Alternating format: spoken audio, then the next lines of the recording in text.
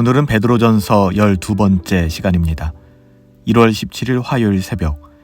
오늘은 베드로전서 2장 4절부터 5절까지의 말씀을 가지고 어떤 집을 짓고 살 것인가, 어떤 집을 짓고 살 것인가 라는 제목으로 하나님의 말씀을 함께 상고합니다.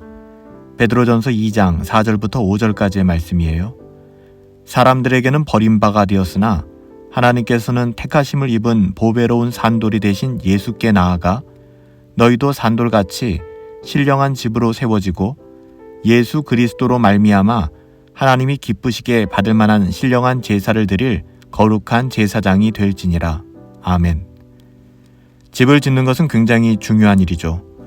세상 살면서 내가 살 집을 선택하는 것이나 짓는 것 굉장히 중요한 일인데요.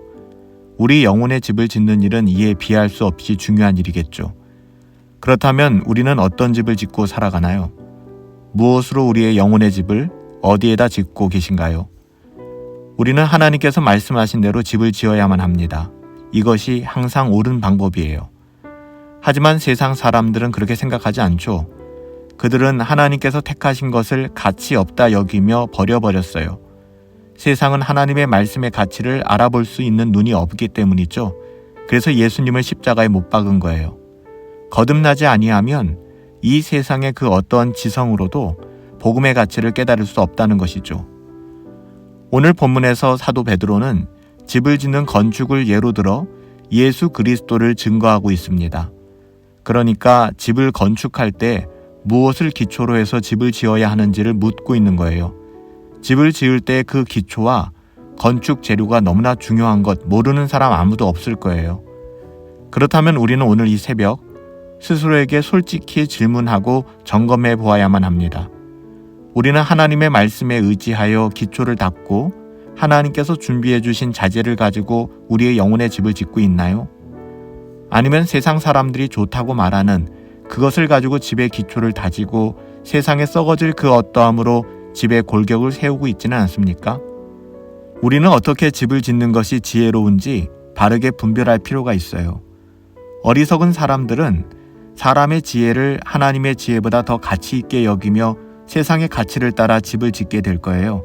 성경은 한결같이 이러한 사람들을 어리석고 우매한 자들이며 세상의 자녀들이다, 하나님께 속한 거듭난 자녀가 아니라 세상의 자녀들이다 라고 정의하고 있습니다. 세상에 속한 사람들은 하나님께서 택하신 것들을 가치 없이 여기며 조롱합니다. 언제나 세상의 태도는 그리고 그 반응은 변한 적이 없었어요. 항상 복음의 가치를 무시하며 멸시하는 것이죠. 우리는 결코 이런 세상의 가치로 집을 지어서는 안 되는 거예요. 세상이 뭐라고 말하든 하나님께서는 오직 예수 그리스도로 말미암아 거룩한 성전의 머릿돌이 되게 하셨어요. 그렇게 지어진 성전, 거룩한 집이 바로 하나님의 자녀들인 저와 여러분들인 것이죠. 하나님의 자녀들은 오직 예수 그리스도로 말미암아 세워진 하나님의 거룩한 성전이라는 거예요. 곧 주님께서 말씀하신 성전은 교회 건물을 말하는 것이 아니에요.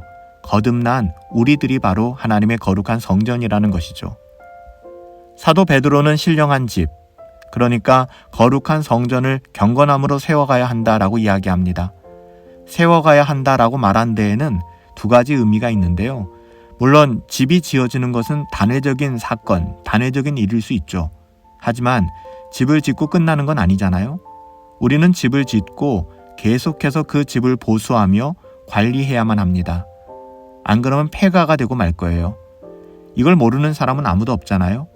우리의 구원 역시 다르지 않아요. 동일합니다. 오직 예수 그리스도로 말미암아 죄인인 우리가 의롭다 여김을 받고 믿음으로 구원받게 된 것으로 집은 지어졌어요.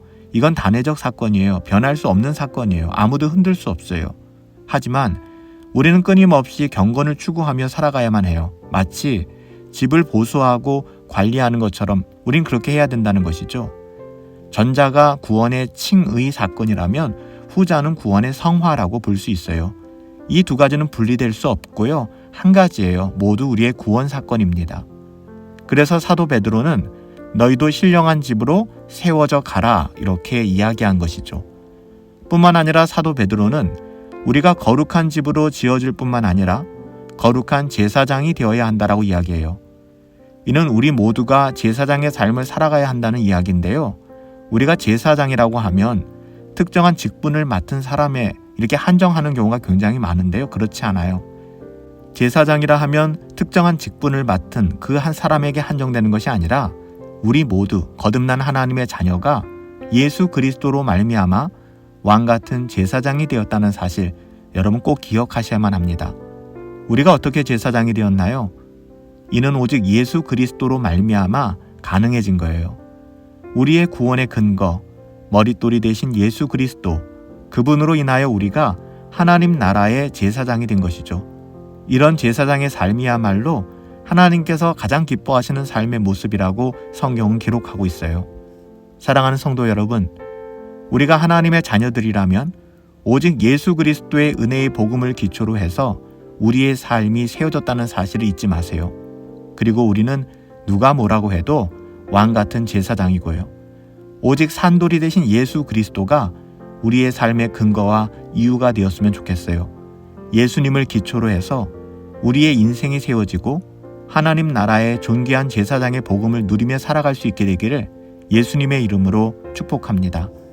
살아계신 아버지 하나님, 사람에게는 버림바가 되었으나 하나님께는 택하심을 입은 보배로운 살아있는 돌 예수 그리스도께 나아가 우리도 살아있는 돌과 같이, 산돌과 같이 신령한 집으로 경건하게 세워지고 예수 그리스도로 말미암아 하나님이 기쁘시게 받으실 그런 신령한 제사를 드릴 수 있는 거룩한 제사장 되게 하옵소서. 예수님의 이름으로 기도하옵나이다. 아멘. 세상의 그 어떠함을 따라 우리의 삶을 도모하고 세워가는 것이 아니라 오직 예수 그리스도, 은혜의 복음 안에서 우리의 삶이 해석되어지고 날마다 새롭게 세워져 나갈 수 있게 되기를 예수님의 이름으로 축복합니다.